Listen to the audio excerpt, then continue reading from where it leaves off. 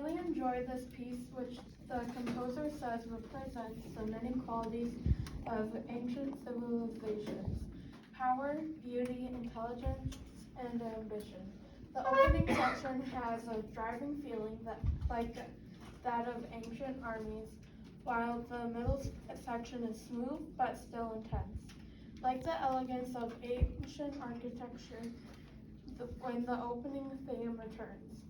Some style changes help keep it interesting all the way to the end.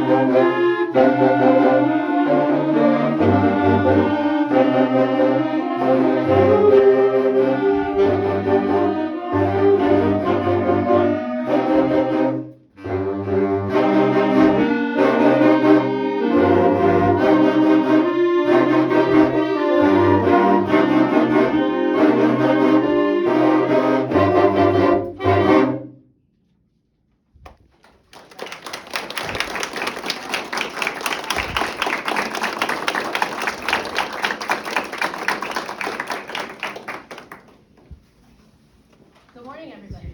Good morning. How are you today? Wide awake, Ready to ready to roll, because you love 8 o'clock in the morning. I knew it. I knew it. I could tell. You played with a lot of energy. This is a fun piece. Do you like this? It sounds like you really enjoy it. I just have a few comments to give you, and we'll work on a few things, and then you'll be on your way. Sound good? First of all, right away at the beginning, the very first thing I wrote was a really, really solid ostinato. Do you know what I mean by that? Do you know what an ostinato is? An ostinato is like a rhythm that happens over and over again. So who has that at the beginning? That's an ostinato, okay? That was super solid. It was really together, nice and light. You know, you had staccato, all of that stuff. That was great. And you guys are all great at your rhythms. Like, you know these, there's some hard rhythms in here. I bet that was probably one of the hardest things to do. There's some tough rhythms, and you nailed that stuff. The stuff I have is like nitpicky stuff, because you know this piece really, really well. Now it's time to take it from here to up here, okay, in the next steps, just like you would do for anything, you know. You get close to a concert, what's the time to do?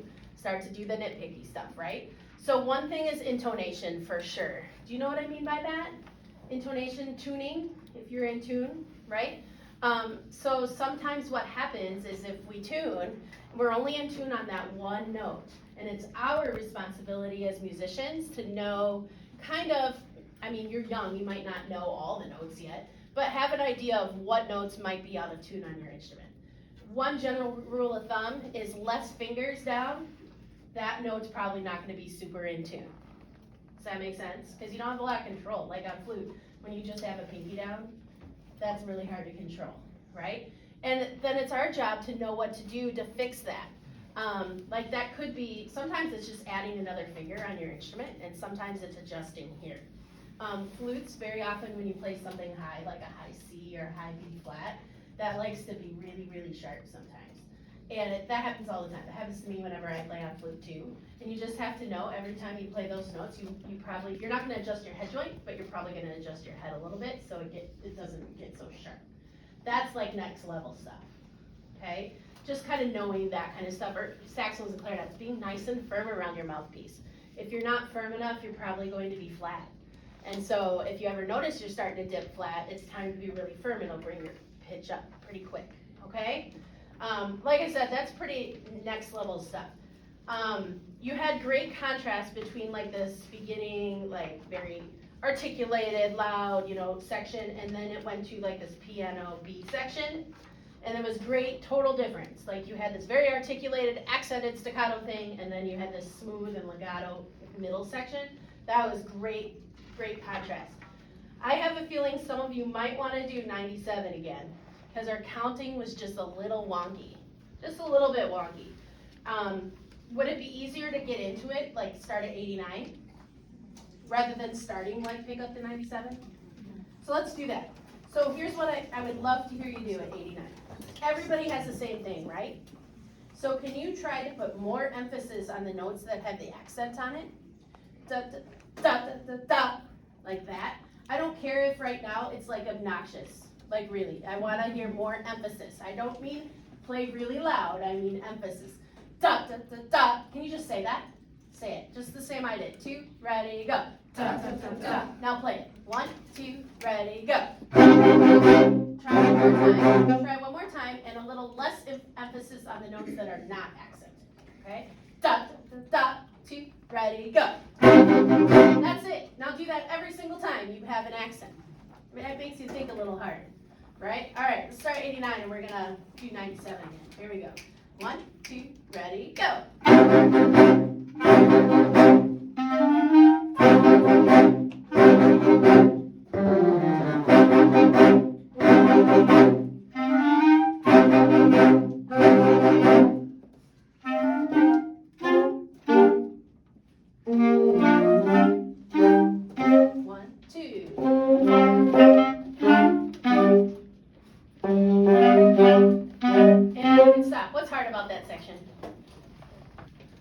Anybody? The rest coming in exactly right time. I'm willing to bet that somebody has come in at the wrong time in this section at some point, right? You all do it, right? And so you're a little afraid to come in at the wrong time. And I feel like you don't put your full confidence in coming in that spot. I would rather hear a big, loud, wrong note that's by accident than a note like that was kind of weak and nervous. Does that make sense? So when you play at 97, I know it's piano, but I still feel a little hesitation. So this time, can we start at 93? Your accents were great, by the way. 93, is that an okay spot to start? All right, here we go. 93, be confident when you come in after 97. 1, 2, ready, and.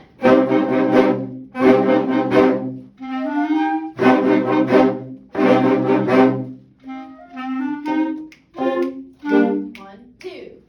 1, 2. 1, 2.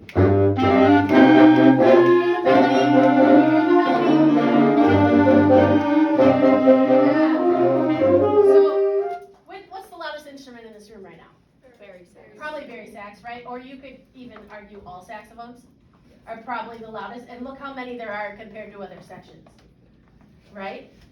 It's the hardest instrument to hear in this room is probably bass clarinet, of course, but I can hear you. Well, just because you're by yourself and it's a low instrument, right? They're taking your thunder. But it's the flutes. It's the hardest to hear the flutes. When they have the melody is when it's most important to hear them, right? So they had the melody kind of at like 105, right? Yeah. So when you come in there, that's when you guys all come in with your cha-cha-cha-cha stuff, right? So you need to know, like, yep, this part is cool, but you got to back off because they have the melody. Make sense? You'll have your thunder at 113. You can bring it then, okay? How about we start in the same spot and the last time we'll be done today. Ready? What was that, 93? 1, 2, ready, go. Accent.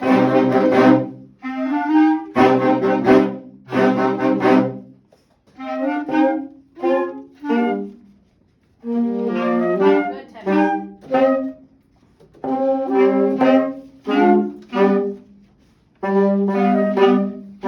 Now listen for flutes and clarinets.